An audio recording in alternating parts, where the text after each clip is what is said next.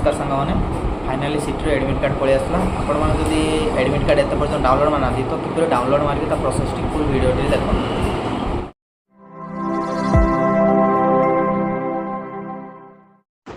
प्रथम Chrome browser T open करदे से साम्स ओडिशा टाइप करदे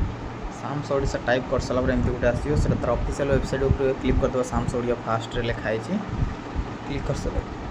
ये स्कूल मेसेज एजुकेशन डीएलईडी अच्छे तापर क्लिक करदे एमती गोटे इंटरफेस भीतर पड़े आसला लिखाई एडमिट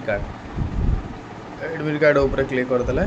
क्लिक कर सारा ये आपंकर आसीगला डाउनलोड एडमिट कार्ड तापर क्लिक करदेला आप एंटर एप्लिकेशन नंबर और डेट ऑफ बर्थ देती तो एप्लिकेशन नंबर टी टाइप करदे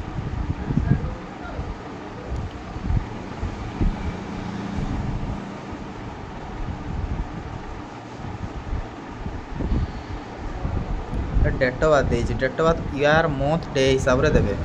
प्रथम यार देवे तापर मंथ देवे तापर डे देवे सारापर आप डाउनलोड ई कॉल लेटर आसो से डाउनलोड करदे तो आपको एडमिट कार्ड टी डाउनलोड हो